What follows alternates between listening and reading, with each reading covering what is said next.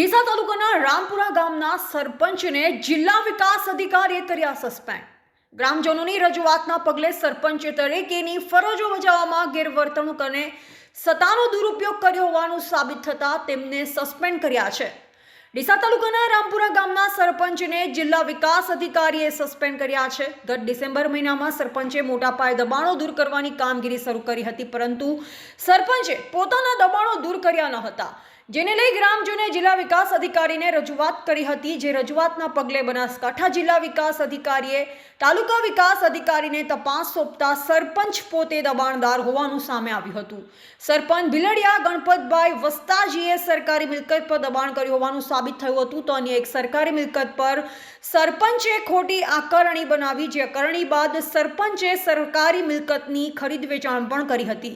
ગ્રામ પંચાયતની અન્ય મિલકત પણ સરપંચે બારોબાર વેચી મારી હોવાનું ડીસા તાલુકા પંચાયતની તપાસમાં સામે આવ્યું હતું. ડીસા તાલુકા વિકાસ અધિકારીએ સોંપેલા અહેવાલ અને ગ્રામજનોને સાંભળ્યા બાદ જિલ્લા વિકાસ અધિકારી સ્વપ્નિલ ખરે રામપુરા ગામના સરપંચ ગણપતભાઈ વસ્તાજીને તાત્કાલિક પદથી દૂર કરવાનો હુકમ કર્યો હતો. અહેવાલ અમૃત માળી, સંબંધ ભારત ન્યૂઝ, ડીસા.